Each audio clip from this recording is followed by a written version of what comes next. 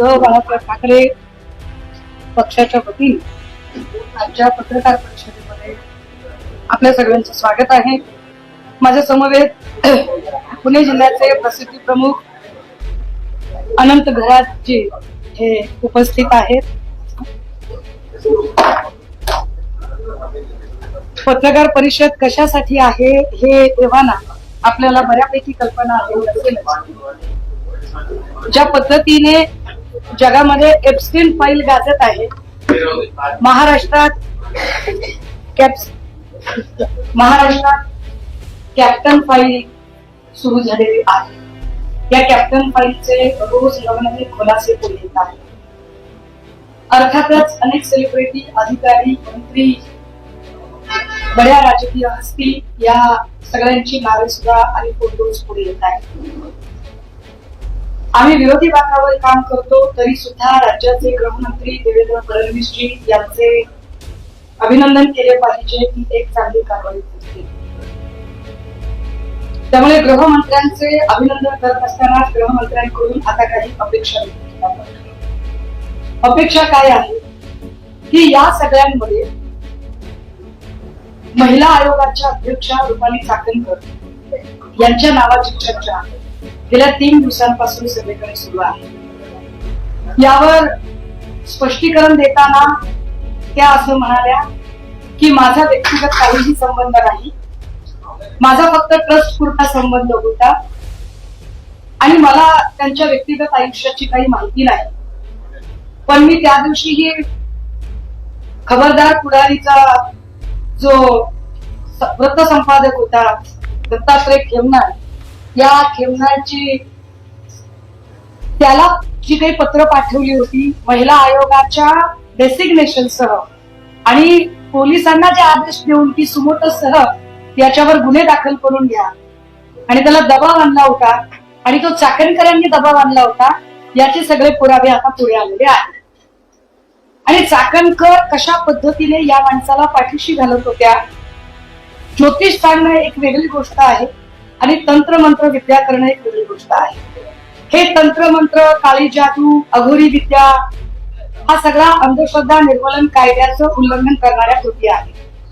अंधश्रद्धा निर्मूलन कायद्याचं उल्लंघन करत असताना जर एकीकडे सोशल मीडियावर मी माझ्या नवऱ्याची पूजा करत नाही तर माझे यजमानच माझी पूजा करतात, मी किती सुधारणावादी विचारांची आहे असं सांगणाऱ्या आयोगाच्या अध्यक्षा फक्त त्यांच्या पदराने ते पाय पुसत नाही तर त्यांच्या पायाशी अक्षरशः लोळण घेतात. विशेष गोष्ट की जेव्हा आम्ही काल 2 दिवस, कालचा नवीन वर्षाचा सण होता त्यामुळे मी त्यावर काही फार बोलू नये असं म्हणून मी कालचं मौन बाळगलं होतं. पण कालची महत्वाची घटना, ज्या काही गोष्टी मी एकत्रित करत होते, ज्यात त्याची अनेक प्रकारची बेनामी संपत्ती, ज्याच्यातले अजून काही डिटेल्स आहेत, त्यामुळे मी ते थांबले. मी 2 दिवसांनी पुन्हा पत्रकार परिषद घेईल आणि त्यावरचे डिटेल्स काढेन. पण महत्वाची गोष्ट अशी की या तंत्रमंत्र आणि अघोरी विद्या म्हणजे नाशिक, इंदोर, मग तिकडे नलखेडा आणि मग गुवाहाटी, कामाख्या असा सगळा तो प्रवास आहे. या सगळ्यांमध्ये महिला आयोगाच्या अध्यक्षा पुढे असतात हे फार गंभीर आहे. काही पीडित महिलांशी आम्ही बोलायचा प्रयत्न केला तेव्हा पीडित महिलांनी सांगितलं, बघा पहिल्यांदा तर ते असं म्हणाल्या की नाही माझा काही व्यक्तिगत संबंध नाही, परंतु अगदी खरातांचे वडील वारले तेव्हा चाकणकर होत्या, खरातांच्या पोरीचं लग्न जमलं तेव्हा चाकणकर सगळ्यात पुढे होत्या, खरातांची भाची चाकणकरच्या घरात राहते, खरात आणि चाकणकर यांचे फायनान्शियल काही डॉक्युमेंट्स तेही मी 2 दिवसात पुढे आणेन. पण या सगळ्यांमध्ये अत्यंत गंभीर आणि धक्कादायक गोष्ट जी मला काल कळली, मी पीडितांचं नाव इथं डिस्क्लोज करू शकत नाही, पण एका पीडितेने सांगितलं की ताई चाकणकर बाई स्वतः तंत्रमंत्र विद्या करायच्या, त्या तंत्रमंत्र विद्या कशा करतायत तर एक फोटो मी आपल्याला दाखवला पाहिजे, तसे तर खूप फोटो आहेत पण जो ठळक फोटो आहे तो त्याची तारीख सह दाखवते आणि मग पुन्हा पुढे हा फोटो सगळ्यांनी बघितला, आपण सगळ्यांनी हा फोटो सगळ्यांनी बघितला, याचा अर्थ की सरेंडर करणे, की कशा पद्धतीने स्वतःचा सत्सत विवेक हरवून त्या सरेंडर करतात आता हे सरेंडर करून झाल्यानंतर त्या पुढे काय करतात की या सगळ्यांच्या मध्ये त्या म्हणाल्या की नाही नाही आमचं काय, मला काही देणं घेणंच नाही, मी फक्त ट्रस्टवर होते. हा फोटो काल सगळ्यांनी बघितलेला आहे, पण पुन्हा एकदा माध्यमांना दाखवला पाहिजे की हा फोटो हा फक्त ट्रस्टवर असणाऱ्या संचालकाचा फोटो आहे का. या फोटोवरून आम्ही त्यांचे खरातांशी असणारे कौटुंबिक संबंध काय आहेत काय नाही हे त्या सांगतील. आम्हाला त्याच्यातही जायचं नाही, मला त्याच्यावरही जायचं नाही.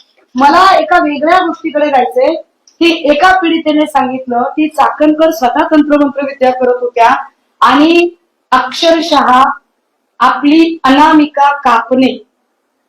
आता हे अनामिका कापणे हे काय प्रकरण आहे हे मला माहित नव्हतं. मी त्याची जरा माहिती काढायचा प्रयत्न केला, तेव्हा मला त्याची जी माहिती मिळाली ती फार धक्कादायक आहे. मी त्याची कॉपी काढून आणली आहे. अनामिका कापतात, कशासाठी कापतात बघा. ते तंत्रमंत्र विद्येमध्ये हाताची अनामिका अत्यंत महत्वाची मानली जाते, कारण ती सूर्य आणि शुक्र ग्रहाशी संबंधित असून ऊर्जा वहनाचे मुख्य केंद्र आहे. या बोटाचा वापर मुख्यत्वे मंत्राचा प्रभाव वाढवण्यासाठी, विशिष्ट मुद्रा करण्यासाठी किंवा एखाद्या व्यक्तीला वशीभूत करण्यासाठी केला जातो. या बोटाद्वारे ऊर्जा शरीरात प्रवाहित किंवा शोषित केली जाऊ शकते. कशी तर परत तंत्रमंत्र विद्येच्या लोकांनी सांगितलंय की हे बोट सूर्य म्हणजे यश आणि शुक्र म्हणजे आकर्षण यांच्याशी जोडलेले आहे, ज्यामुळे मंत्रोच्चाराद्वारे एखाद्याला आकर्षित करणे आणि यश प्राप्त करणे असा या तंत्रमंत्र विद्येचा अर्थ आहे. त्यांनी सांगितलं की ताई हे विशिष्ट वेळेला करतात. कधी करतात? हे सोमवती अमावस्येला करतात. हे सोमवती, आम्हाला इतकं त्याच्यातलं नॉलेज माहित नव्हतं. आणि मग एक फोटो एका माऊलीने पाठवला, याचा स्क्रीनशॉट बघा, त्याच्यात तारीख आहे खाली 12 सप्टेंबर 2024. फोटो जर नीट, मी आपल्या सगळ्यांना याची सॉफ्ट कॉपी देईन. इथे एक मोठं बँडेज दिसतंय, चाकणकरांच्या अनामिकेला एक मोठं बँडेज आहे. मी याच्या अलीकडचा पण एक फोटो आहे 9 सप्टेंबरचा. 9 सप्टेंबरला त्या एका कार्यक्रमात बोलताना दिसतात आणि या सगळ्यांच्या तारखा आहेत. हे बघा इथे सुद्धा बँडेज आहे. हा 9 सप्टेंबरचा फोटो आहे, हा 12 सप्टेंबरचा फोटो आहे. मला कळेना की हा सप्टेंबरचा दिवस कसा आहे. आणि मग हे सगळं शोधल्यानंतर लक्षात आलं की 2 सप्टेंबर 2024 ला सोमवती अमावस्या होती. ज्या बाईंना महिला आयोगाच्या अध्यक्षपदी बसवलेलं आहे त्या बाई 2 सप्टेंबर 2024 ला सोमवती अमावस्येच्या दिवशी स्वतःची अनामिका कापून अशा पद्धतीची तंत्रमंत्र विद्या करतात असं पीडित महिला सांगतात. आणि ही जखम किती दिवस होती, म्हणजे जखम किती मोठी असू शकते बघा. याच्या तारखा आहेत, कारण हे स्क्रीनशॉट सकट आहे. याच्यातल्या जर तारखा बघितल्या तर साधारणतः 20 डिसेंबरचा पुन्हा फोटो आहे. मग जखम छोटी छोटी झाली. हे बघा इथे बँडेज आहे, याच्या मी सॉफ्ट कॉपी देईन आपल्याला. त्याच्यानंतर 28 डिसेंबरला जखम अजून छोटी झाली. सप्टेंबर ते जानेवारी पर्यंत ही चाकणकरांच्या हाताला जखम होती. अशाच पद्धतीची जखम अजून एका व्यक्तीला होती, पण त्याचे फोटो अजून आले नाही, तेही फोटो मिळाले. हे गंभीर आहे. अशा पद्धतीने महिला आयोगाच्या अध्यक्षा जर तंत्रमंत्र विद्यांमध्ये असतील आणि पीडित सांगते की हे आमच्या समोर घडलेलं आहे, हे आमच्या समोर झालेलं आहे. आता जर असं सगळं असेल, हे चित्र, हे फोटो खूप आहे, हे बँडेज क्लिअर कट दिसतात, असंख्य फोटो आहेत, त्याच काळातले सगळे. याच्या तारखा जाणीवपूर्वक स्क्रीनशॉट का दिलेले, कारण याच्या तारखा आहेत खाली. आता हे सगळं जर बघितलं, इथे पण एक फोटो आहे, इथे सुद्धा बँडेज आहे. आता आमचं असं म्हणणं आहे की ज्याला प्राईम फेज मध्ये क्रिमिनल कॉन्स्परन्सीचा भाग म्हटलं जातं, एखादा गुन्हा करताना त्याच्यातला सक्रिय सहभाग. चाकणकर बाई यांना सगळ्या गुन्ह्यांची माहिती होती, हे खबरदार पुढारीच्या वृत्त संपादकाने स्पष्ट केलं. चाकणकर बाईंनी सुमोटो दाखल करण्याचे आदेश दिले होते. चाकणकर बाईंनी अगदी खरातांचा जो पीए ज्याने त्या बाईंना ब्लॅकमेल करायचा प्रयत्न केला होता, त्याच्याही संबंधाने स्वतःचा सक्रिय सहभाग नोंदवला होता. 1 वर्षापासून हे सगळं चाललं होतं. पोलिसांनी 10 दिवसाचा सर्व्हिलन्स लावला होता. आता जर एवढा सगळा सक्रिय सहभाग जर चाकणकरांचा तिथे दिसत असेल, तर या पत्रकार परिषदेच्या माध्यमातून माझी पहिली मागणी असेल की चाकणकर यांना तातडीने अटक केली पाहिजे. पहिली. दुसरी मागणी काय आमची? चाकणकरांची, ज्याला आपण कन्फ्रंटल एन्क्वायरी म्हणतो, समोरासमोर बसून, ही कन्फ्रंटल एन्क्वायरी ही झाली पाहिजे. तिसरं, चाकणकरांची नार्को टेस्ट झाली पाहिजे. कारण प्रश्न अनेक महिलांच्या इब्रतीचा प्रश्न आहे. अनेक महिलांचं लैंगिक शोषण झालेलं आहे. आणि अशा पद्धतीने जर तंत्रमंत्र विद्येमध्ये जर स्वतः चाकणकर गुंतलेले आहेत असं पीडित सांगत असतील आणि त्याचे असे धक्कादायक फोटो जर येत असतील, तर चाकणकरांची नार्को टेस्ट होणं गरजेचं आहे. पण चाकणकरांना अटक करताना आणि नार्को टेस्ट होताना चाकणकर ज्या पदावर आहेत त्या पदाच्या गौरव गरिमेचा विचार करता त्या पदावरून त्यांना आधी बाजूला करावं लागेल. आणि त्यासाठी म्हणून ही पत्रकार परिषद फक्त हेच स्पष्ट करण्यासाठी की रुपाली चाकणकर फरार होण्याच्या आधी रुपाली चाकणकर या, कारण त्या अनेक पद्धतीने त्यांचं पॉलिटिकल प्रेशर वापरू शकतात. हे कॅप्टन खरात प्रकरणात मागच्या वर्षभरात अनेक वेळा सिद्ध झालेलं आहे. मागच्या वर्षभरात अनेक वेळा अनेक लोकांना त्यांनी ज्या पद्धतीने आपल्या पदाचा दुरुपयोग करत तिथे दबाव आणण्याचा प्रयत्न केलेला आहे. चाकणकर आणि खरात यांचे सीडीआर सुद्धा तपासले जावे. कारण काही पीडित असं म्हणतात की रात्री 2-2 वाजता चाकणकर आम्हाला फोन करून धमक्या देत होत्या. काही पीडितांचं असं म्हणणं आहे की चाकणकर आमच्यावर प्रचंड दबाव आणत होत्या. त्यामुळे चाकणकरांचे सीडीआर तपासणं अत्यंत गरजेचं आहे की चाकणकर आणि कॅप्टन खरात यांचं कोणत्या वेळी किती वेळा बोलणं झालं. ते सीडीआर यासाठी सुद्धा गरजेचे आहेत की चाकणकर यांनी खरातांना वाचवण्यासाठी काही पोलीस अधिकारी किंवा काही नेते मंडळी यांच्याशी कॉन्टॅक्ट केला का? खरातने काही लोकांशी कॉन्टॅक्ट केलेला आहे का? खरातने काही लोकांना मदत मागितलेली आहे का? या सगळ्याच गोष्टी. अजून महत्वाची गोष्ट, मला याची कल्पना आहे की पोलीस यामध्ये कुणालाही, आम्हाला आता अशी आशा वाटते की पोलीस यात कुणालाही सोडणार नाही. पण पोलिसांनी इतकीच अजून एक महत्वाची जबाबदारी येते, ती आर्थिक गुन्हे शाखेची. ईडी या एरवी इकडे तिकडे फार छापेमारी करत असते, पण ईडीने आता कॅप्टन खरात आणि रुपाली चाकणकर या दोघांच्याही संपत्तीचे स्त्रोत तपासले पाहिजेत. महिला आयोगाच्या अध्यक्ष म्हणून असा किती मानधन असतं आणि त्यामध्ये किती प्रॉपर्टी घेता येते आणि ही प्रॉपर्टी कशी जमा झाली, या प्रॉपर्टीचे सुद्धा सगळे स्त्रोत आता तपासले गेले पाहिजे. त्यामुळे नार्को टेस्ट, अटक, संपत्तीचे स्त्रोत तपासणं आणि आर्थिक गुन्हे शाखेकडून कॅप्टन खरातच्या संपत्ती, जी फक्त पाथर्डी आणि अहिल्यानगर मध्येच नाही तर त्याची प्रॉपर्टी ही देश विदेशात सुद्धा असल्याचे कळते. या सगळ्या देश विदेशातल्या सगळ्या प्रॉपर्टीज, या सगळ्यांवर तात्काळ आणली पाहिजे. यासाठी म्हणून आम्हाला आपल्या सगळ्यांच्या सोबत बोलणं गरजेचं वाटलं.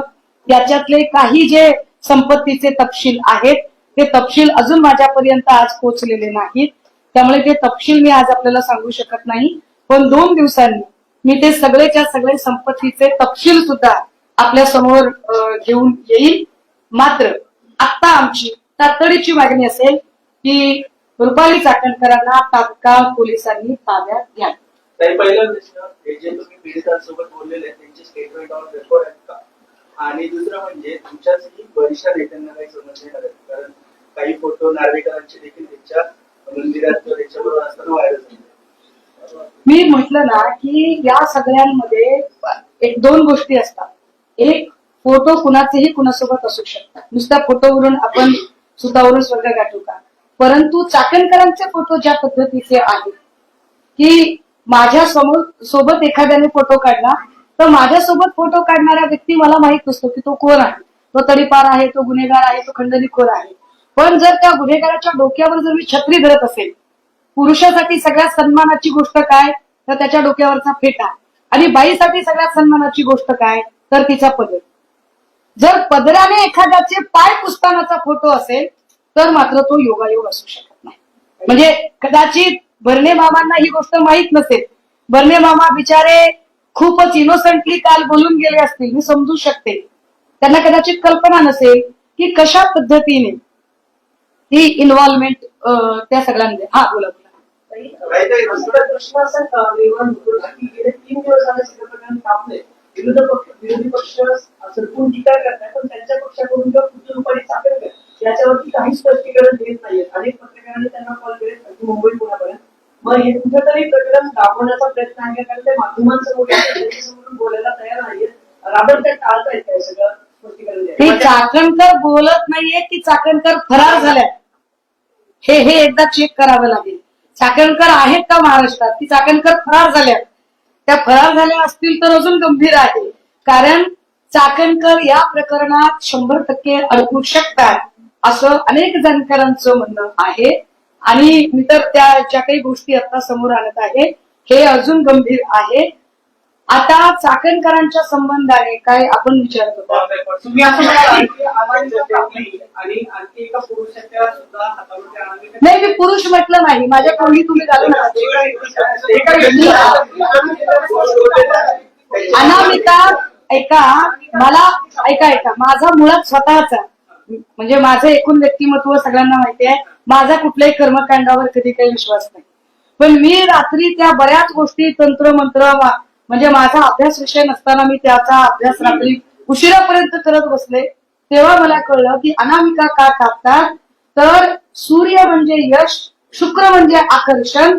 यश मिळवायचं असेल, काही गोष्टी आकर्षित करायच्या असतील तर अशा पद्धतीने अनामिका कापली जाते. ती कापताना विशिष्ट वेळ निवडली जाते. मग आमोशा वगैरे. मग आता जे काही फोटोज होते जे पीडितांकडून आम्हाला मिळाले त्याच्यामधल्या त्या तारखा म्हणजे त्या तारखांचं पंचांग काय, ते पंचांग जेव्हा आम्ही शोधायला गेलो तेव्हा 2 सप्टेंबर 2024 ला सोमवती अमावस्या होती असंच एक कॅलेंडर समोर येतं. आता त्याच्यात त्या पीडितांचं म्हणणं होतं की 2 लोकांनी अनामिका कापली होती. आता ते 2 कोण, ते एकच माणूस मला म्हणजे एक व्यक्ती मला कळली, मला दुसरी व्यक्ती अजून कळली नाही. आणि जोपर्यंत माझ्या हातात पुरावे नसतात तोपर्यंत त्यावर तुम्ही पुराव्याविषयी काही बोलत नाही, मात्र जे काही पीडित आहेत तुम्हाला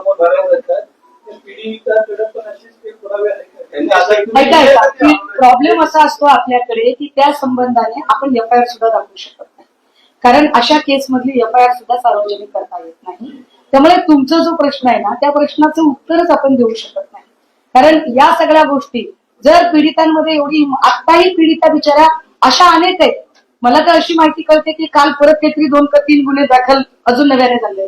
अशा अनेक महिला आहेत की ज्या अजून पुढे आलेल्या नाही, ज्या आपल्या इब्रतीपोटी अजूनही स्पष्टपणे बोलत नाही, पण त्यांच्याकडून जी माहिती मिळते ती माहिती या प्रकारची आहे. आमची पोलिसांना विनंती आहे त्यांनी या सगळ्या माहिती क्रॉस चेक कराव्या. आणि जर चाकणकर इतका तो धक्कादायक खुलासा की त्याच्यात दिसतंय क्लिअर कट, कारण बघा स्वाभाविक आहे एवढ्या मोठ्या पदावरची व्यक्ती म्हणजे घरात काही त्यांना काही काहीतरी भाजी कापतायत, स्वयंपाक करतायत असं ते काही नसेल, कारण त्यांच्या इतर बोटांची नखं फार मोठी दिसत आहेत. ज्या अर्थी इतकी मोठी नखं एखादा कुणी व्यक्ती मेंटेन करते त्या अर्थी त्या घरकाम करणार नक्कीच नाही. मग जर काहीच घरकाम नसेल तर एवढी मोठी माझ्यासारखा माणूस आहे, आम्हाला नखच नाहीयेत, आम्ही म्हणजे काय आपण साधी माणसं, आपण गरीब माणसं आपण. पण हे सगळं जर बघितलं तर एकाच बोटाला जखम का होते हे विचार करण्यासारखं ना. निश्चितपणे ही जखम किचन मधली नाही, कारण किचन मधली जखम ही 3 महिने राहू शकत नाही. आम्ही रोज स्वयंपाक करतो, काल स्वयंपाक करताना परत इकडे आम्हाला पुरणपोळी करताना चटका बसला, अशा जखमा 3-3, 4-4 महिने राहत नाही. 4 महिने एखादी अनामिकेची जखम राहते म्हणजे जखम अत्यंत खोलवर असली पाहिजे. आणि काही पीडित महिने तुम्हाला सगळी माहिती दिली गेली. म्हणताय की 2 व्यक्तींना अनामिका कापली होती, दुसरा व्यक्ती राजकीय. अहो मी तेच सांगते की मला नाही कळलं अजून. मला ज्या फक्त चाकणकरांबद्दल माहिती दिली, दुसऱ्या व्यक्तीबद्दल नाही दिली. नाही दिली. मला जेव्हा माहिती कळेल तेव्हा मी पुराव्यासकट ती सुद्धा माहिती आणणार. राजकीय क्षेत्रात एक महिन्यापर्यंत राहते. नाही राहते मत नाही. ज्या अर्थी इथे 3 महिने बघा ना, 9 सप्टेंबर पासूनचे फोटो आहेत ते 28 डिसेंबर पर्यंतचे फोटो आहेत. जर 9 सप्टेंबर ते 28 डिसेंबर म्हणजे ही किचन मधली कापल्याची जखम नक्कीच नाही.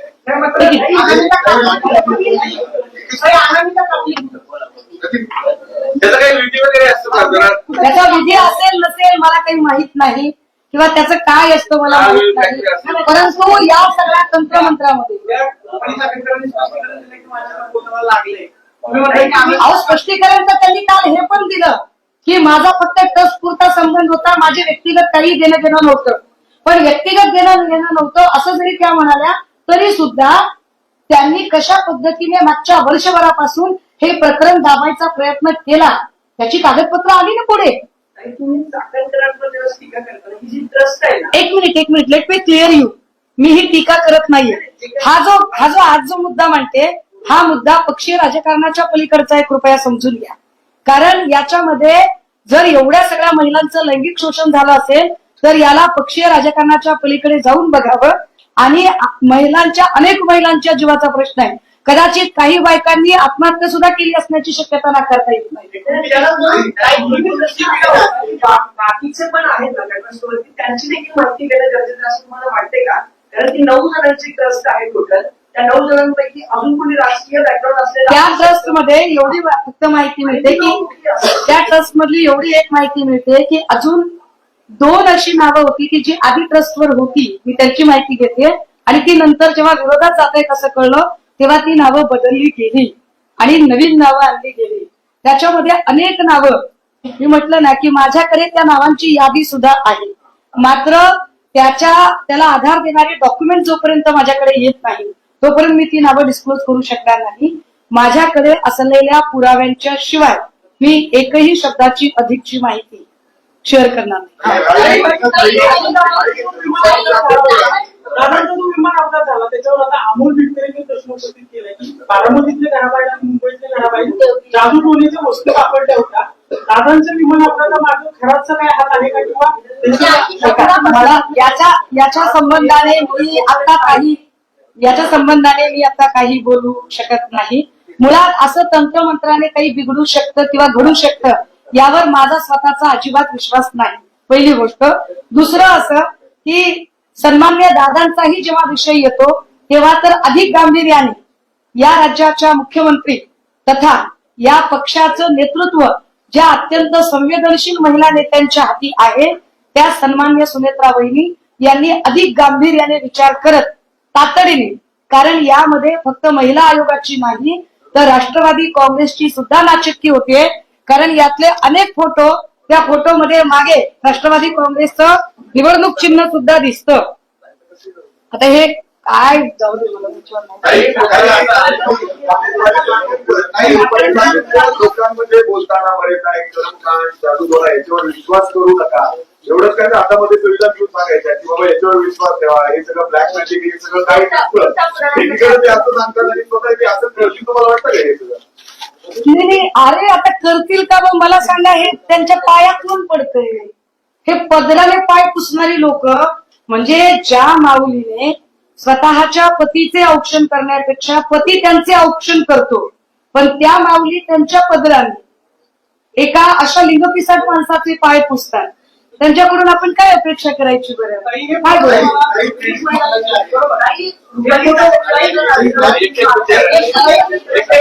ऐका एक सेकंड थांबा. अभिजितजी ऐका. तुम्ही म्हणताय करायला हवा असं म्हणताय. मुख्यमंत्र्यांनी जबाबदारी स्वीकारावी सरकारमधल्या सगळ्या नेत्यांनी. त्यांचा राजीनामा का घेतला जात नाही? जर त्या देत नाहीयेत ना तर त्यांना पदावरून बडकाम करता येतं का? आणि ते का केलं जात नाही? राजीनामा घेतला का जात नाही? महिला आयोगाचं जे अधिकार क्षेत्र होतं, जोपर्यंत विजया रहाटकर ताई होत्या इतकं त्याचं स्तोम कधीही नव्हतं. जेवढी त्या पदाची ग्लोरी, ग्लॅमर आणि त्याचं अधिकार क्षेत्र चाकणकरांच्या काळात वाढवलं गेलं. चाकणकरांच्या काळात त्या पदाचं अवास्तव स्तोम वाढलं. एक. दुसरं असं की मी राज्याचे गृहमंत्री आणि मुख्यमंत्री यांचे कदाचित आयुष्यात पहिल्यांदा आज आभार मानले, अभिनंदन केले की ही अतिशय उत्तम कारवाई त्यांनी केलेली आहे. तिसरी गोष्ट, मला असं वाटतं की गृहमंत्री कदाचित कोणालाही या प्रकरणी सोडणार नाहीत. जर गृहमंत्री खरेच महाराष्ट्रातल्या बहिणींचे लाडके भाऊ असतील आणि लाडक्या बहिणींचं अशा पद्धतीने लैंगिक शोषण होत असताना ते लैंगिक शोषण करणाऱ्या एखाद्या लिंगपिसाट माणसाला महिला आयोगाची अध्यक्षच पाठीशी घालत असेल तर अशा महिलेला, मी चाकणकरांचा उल्लेख महिला असा करते, अशा महिलेला मला नाही वाटत की राज्याचे गृहमंत्री पाठीशी घालतील. गृहमंत्र्यांनी यावर तात्काळ कारवाई केली पाहिजे, अटक झाली पाहिजे चाकणकरांना. आणि चाकणकरांची तुम्ही पदावरून काढण्याचं म्हणताय, माझा त्यांना पदावरून काढणे न काढणे हा इंटरेस्टच नाहीये. माझा इंटरेस्ट आहे की त्यांची नार्को टेस्ट झाली पाहिजे आणि त्यांची अरेस्ट झाली पाहिजे, कारण त्यांची अरेस्ट झाल्यावर अनेक गोष्टींचा उलगडा होणार आहे, अनेक गोष्टी पुढे येणार आहेत. तुम्ही असं म्हणाला की फोटो पीडितीने दिले, बरोबर? तर हे फोटो पीडितीने दिले तर पीडितीने सांगितलं नाही का की रुपाली चाकणकरांनी आम्हाला ती कुठे कापली, किंवा त्या फोटोच्या खाली तुम्ही असं म्हणाला की तारखा आहे, तर तारखा अहो मी म्हणाले नाही हो साहेब, मी नाही म्हणाले, एवढं याच्यात टायमिंग साहेब, तारखा आहे. तारखा टिपून ठेवलेत का? त्या पीडित महिला आहेत. अहो ह्याच्यात तारखा आहे तो साहेब, अहो हे स्क्रीनशॉट आहे तो फोटोचे आणि याच्यात ऐका ऐका ऐका ऐका हे स्क्रीनशॉट हे रुपाली चाकणकरांच्या स्टेटसचे, कॅप्टन खराबच्या स्टेटसचे. आता का बोलायला? अरे, मग पीडित महिलांनी सांगितलं असेल ना की ह्या तारखेला की अनामिका इथं कापली. अहो ही तारीख आहे हो साहेब, इथं तारीख आहे. त्या अशोकराच्या ठिकाणी रुपाली चाकणकरांनी अनामिका कापली. नाशिक त्याच ठिकाणी गेली का? आता ते त्याच ठिकाणी केलं की तंत्रमंत्र विद्या करायला कामाख्याला गेले, की अजून कुठे स्मशानभूमीत गेले, की अजून कुठे वेगळ्या ठिकाणी गेले, की नलखेड्याला तिकडे काय बगलामुखी मातेच्या मंदिरात तिकडे गेले, की अजून काही. याच्यावरची मला माहिती नाही. मला वाटतं हा पोलीस तपासाचा भाग आहे. माझ्या लेखी महत्वाचं काय आहे की ज्या महिलांचं शोषण होत होतं त्या महिलांना न्याय देण्याऐवजी शोषण करणाऱ्या लिंगपिसाट माणसाला पाठीशी घालणारा महिला आयोग आणि तो महिला आयोगही स्वतः जर अशा पद्धतीने कर्मकांडामध्ये अडकलेला असेल आणि अनामिका वगैरे हे कापणं, तर हे वाईट आहे. जरी असं असेल तर हे वाईट आहे आणि म्हणून त्यांची नार्को टेस्ट होणं गरजेचं आहे. आता हे मला सांगा, सांगितलं नाही कुणाला वशमध्ये करायचा प्रयत्न होता, काय होतं आणि हा मला वाटतं हा माझ्या देखील महत्वाचा प्रश्न माझ्याकडे आतापर्यंत आलेल्या महिला 3 महिला आहेत. 3 पीडित महिला, 3 तर त्यांच्यावर झालं अशा 3 अशा 3 पीडित महिला समोर आलेल्या आहेत. अजून कदाचित खूप महिला पुढे येतील.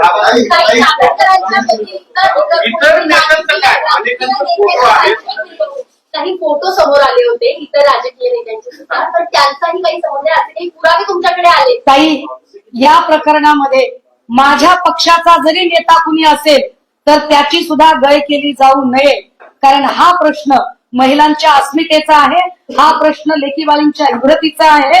या प्रश्नाच्या आड कुठल्याही पक्षाचं पक्षीय राजकारण येता कामा नये, ही ठाम भूमिका आहे माझी. मिलिंद नार्वेकर, निलेश लंके, दीपक केसरकर असतील, जयंत पाटील असतील, यांना पण तुम्ही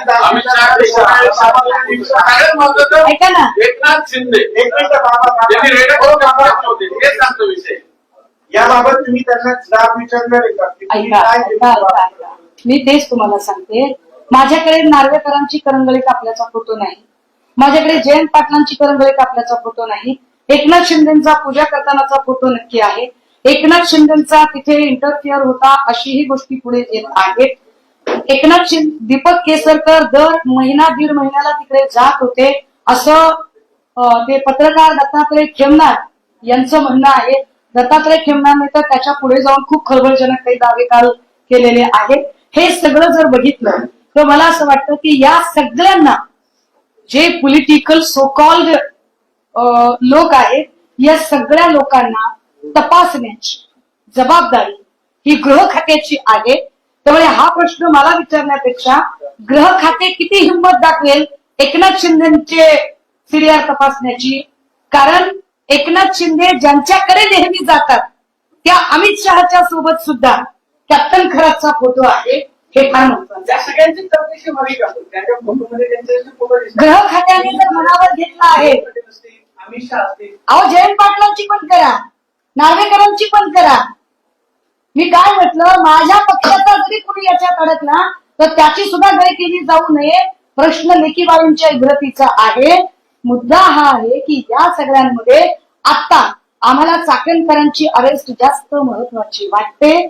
कारण चाकणकरांच्या जयंत पाटील असतील, नार्वेकर असतील, एकनाथ शिंदे असतील, केसरकर असतील किंवा निलेश लंके असतील किंवा अमित शहा असतील, यांच्या संबंधाने पुरावे समोर नाहीयेत. चाकणकरांच्या संबंधाने ढिगभर पुरावे पुढे आलेत आणि चाकणकरांचे अनेक गोष्टी त्यांनी गेल्या 1 वर्षापासून कशा पद्धतीने हे प्रकरण दाबण्याचा प्रयत्न केला, या गोष्टी आता पुढे आलेल्या आहेत.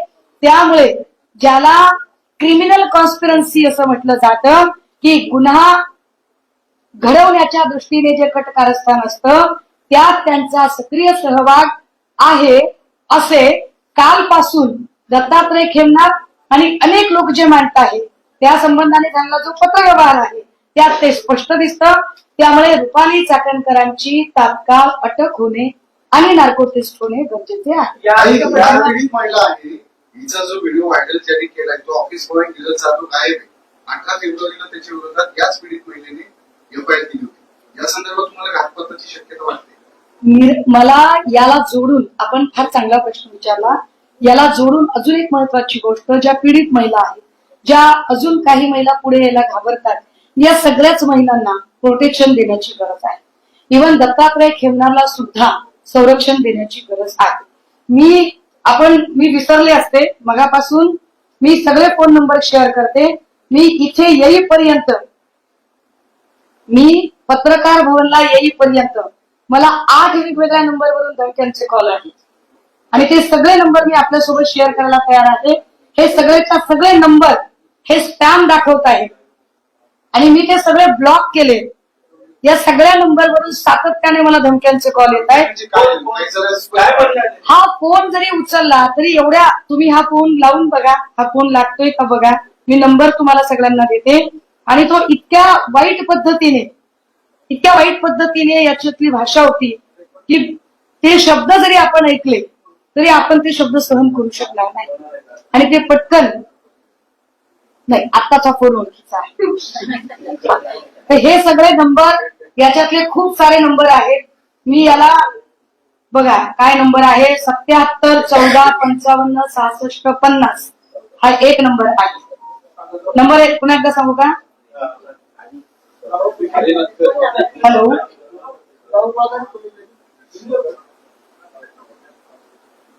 आता एखादा अजून तसाच कॉल असेल तर आता फोनलाच लावला असता. दुसरा नंबर आहे 77 14 55 66 46. स्पीकरवर टाकून हे आता इकडे येत असताना 1 तासात एवढे आलेले फोन. ज्या व्यक्तीला कॉल करत आहात ती ह्या वेळेत उत्तर देत नाही. कृपया थोड्या वेळात. हे सगळे नंबर मी आपल्याला शेअर करते की ज्या नंबरवरून 77 पोलिसांना देणार आपल्याला. हो, हे सगळे नंबर, मला इकडे यायचं होतं वेळेत म्हणून मी इकडे आले. हे सगळे नंबर पोलिसांना देणार आहे. या सगळ्या प्रकरणामध्ये स्थानिक पोलिसांनी एक भूमिका घेतली किंवा 1 वर्षापूर्वी बातमी केली. बातमी वर्तमानपत्रामध्ये प्रसिद्ध होती. त्याला राज्य महिला आयोगाकडून स्पष्टीकरण मागितलं जातं किंवा राज्यामध्ये इतर काही घटना घडल्या की राज्य महिला आयोगाचं तासाभरामध्ये अर्ध्या मिनिटामध्ये ट्विट असते की या घटनेचा अहवाल मागवलेला आहे. 2 दिवसांपासून मात्र राज्य महिला आयोगाचं ट्विट पाहायला मिळत आहे. या सगळ्या प्रकरणामध्ये त्याही पेक्षा महत्वाची गोष्ट, हे का गरजेचं आहे, महिला आयोगाचे काम हे समावेशन, समुपदेशन, सबलीकरणाचं काम असतं. की एखादी पीडित महिला जेव्हा प्रवाहाच्या बाहेर जाईल अशी भीती वाटते तेव्हा तिला इन्क्लुजनच्या प्रक्रियेमध्ये आणणं, समावेशन करणं. एखादी महिला जर तिला बोलायचं धाडस नसेल तर अन्यायाविरुद्ध लढण्याची तिच्यात ताकद देणं, तिचं सबलीकरण करणं आणि तिचं समुपदेशन, तिचं काउन्सिलिंग करणं महत्वाचं असतं. चाकणकरने कायम याच्या विरोधात भूमिका घेतलेल्या आहे. वैष्णवी आगवणे प्रकरणात तिच्या कुटुंबियांना बोलण्यापेक्षा, भेटण्यापेक्षा वैष्णवी आगवणेच्या चारित्र्यावर शिंतोडे उडवण्याचा प्रयत्न चाकणकरांनी केला. दुसरं, तनिषा भिसे प्रकरणात हॉस्पिटलला बोल लावण्यापेक्षा त्याचा तो रिपोर्ट ते अजूनही देत आहे. तनिषा भिसेचीच कशी चूक होती हे सांगण्याचा प्रयत्न त्यांनी केला. आपण जे विचारत आहात की 2 दिवसापासून त्या काहीच बोलत नाहीयेत, एरवी त्या खूप बोलतात, तर त्या किती बोलतात? तर गरज नसताना डॉक्टर संपदा मुंडे प्रकरणात लुडबुड करत त्यांनी स्वतः पत्रकार परिषद घेतली आणि संपदाच्या चारित्र्यावर शिंतोडे उडवायचा प्रयत्न केला. प्राजक्त खेवलकर जे प्रकरण होतं, या प्रकरणामध्ये नार्कोटिक्सशी संबंधित प्रकरण होतं. नार्कोटिक्सच्या प्रकरणामध्ये अजिबात चाकणकरांचा रोल नव्हता. चाकणकरांनी तेव्हाही सांगितलं की त्याच्या मोबाईलमध्ये खूप सारे व्हिडिओ आहेत. त्याच्या मोबाईलमध्ये व्हिडिओ आहे ते हिरिरीनं सांगणाऱ्या चाकणकरबाई आता ज्यांचे पदराने पाय पुसत होत्या त्याच्या मोबाईलमध्ये 58 व्हिडिओ आहेत, हे कसं कळलं नाही? हे फार विशेष आहे. त्यामुळे चाकणकरांच्या भूमिका या महिलांना समावेशन आणि समुपदेशन करण्यापेक्षा महिलांना बदनाम करण्यासाठी जास्त त्या सक्रिय राहिलेल्या आहेत आणि म्हणून त्यांच्यावर कारवाई होणं गरजेचं आहे. राज्याच्या उपमुख्यमंत्री तथा राष्ट्रवादी काँग्रेसच्या सन्माननीय नेत्या सन्माननीय सुनेत्रा वहिनी यांना आमची विनंती असेल की वहिनी, आपण उपमुख्यमंत्री पदाची शपथ घेताना आपल्याला सगळ्यात पहिलं आपलं अभिनंदन करणारं पत्र मी लिहिलं होतं आणि तेव्हा असं सांगितलं होतं की आपण महिला म्हणून काम करताना आम्ही आपल्या सोबत असू, पण विरोधक म्हणून तितक्याच खंबीरपणे प्रश्न विचारू. आता आपल्याला निर्णय घेण्याची आणि आपला खमकेपणा दाखवण्याची ही वेळ आहे की आपण आपल्या पक्षाची इतकी अप्रतिष्ठा होत असताना तरी सुद्धा गप्प बसणार आहात की चाकणकर बद्दल ठोस निर्णय घेणार आहात. आणि तुम्ही याच्या आधी राहुल गांधी त्यांनी कौतुक केलं साहेबांचं आणि भाजपचं कोणी नाही असं एक दावा केलं. तुम्हाला वाटतं भाजपचं कोणी मंत्री नाही असं त्याच्यात असेल की असू शकतं? भाजपचे असू शकतात किंवा काँग्रेसचे असू शकतात, राष्ट्रवादीचे असू शकतात, शिवसेनेचे असू शकतात, पण या राज्यामध्ये अंधश्रद्धा निर्मूलन जो कायदा झाला त्या कायद्याची पायमल्ली जर घटनात्मक संस्थेची प्रमुख व्यक्ती करत असेल तर हा अक्षम्य गुन्हा आहे. ताई, तुम्ही बरेच फोटो दाखवले अनेक नेत्यांचे, आज देखील माहिती होती की उद्धव ठाकरेंचे देखील फोटो घ्यायचे असेल तर दाखवा बरं. आहे असं दाखवा. कारण माझ्या नेत्यांना मी फार चांगलं ओळखते. झालं नाही. माझ्या नेत्यांना मी फार चांगलं ओळखते. त्यांचा फोटो आहे नाही. मी 3 नेत्यांची खरंच ग्वाही देऊ शकते. त्यातले क्रमांक 1 चे पवार साहेब, क्रमांक 2 चे उद्धव साहेब आणि क्रमांक 3 चे स्वतः फडणवीस साहेब, की जे अशा गोष्टींच्या नादी लागणार नाही. ही चांगली गोष्ट आहे. एकूणच महिला आयोगाच्या कामकाजावर तुम्ही संशय व्यक्त केलेला होता. आता तुम्ही एकूणच महिला आयोगाच्या कामकाजावर तुम्ही संशय व्यक्त केला की त्यांनी त्यांचं चारित्र्यकांडन केलं पदावर असताना. तर खरातांच्या संदर्भातल्या ज्या पीडिता आहेत त्यांची पण प्रकरण दाबण्याचा प्रयत्न त्या पदावर केला. तेच तर सांगते ना, एवढा वेळ झालं. मागणी तुम्ही करणार आहात का आयोगाच्या? अहो ना, आता काय सांगते मी की त्यांची अहो साहेब, ही पत्रकार परिषदच त्याच्यासाठी घेतली मी. आयोगाच्या मुद्दे ज्या तक्रारी आयोगाकडे आल्या, अहो साहेब, म्हणूनच त्यांची नार्को टेस्ट करा म्हणते मी त्यांच्या नार्को टेस्टची मागणीच तेवढ्यासाठी करते की अशी किती प्रकरणं त्यांनी सेटल केली आहेत, अशी किती प्रकरणं त्यांनी दाबली आहेत, त्याची नार्को टेस्ट झाली पाहिजे. एकनाथ शिंदेची चौकशी व्हावी का? अधिकाऱ्यांनी तीच आता इथे चौकशी करणार आहे. मला विश्वास आहे की समिती जी आहे ती चांगलं काम यासाठी. बघा, 1 वर्षापासून या प्रकरणात पोलीस खूप काम करत होते. जी माझी माहिती आहे त्यानुसार याच्यामध्ये ग्रामीणचे सीपी, शहरचे सीपी, आयजी, झोनलचे ऑफिसर असे अनेक बडे ऑफिसर या प्रकरणावर काम करत होते. ज्या अर्थी हे सगळे काम करत होते त्या अर्थी निश्चितपणे त्यांना एक फ्री हँड दिला होता. मी म्हणूनच गृहमंत्र्यांचे याच्यामध्ये अभिनंदन केलं की ज्या अर्थी एवढं त्यांनी हे प्रकरण व्यवस्थित हाताळलेलं आहे.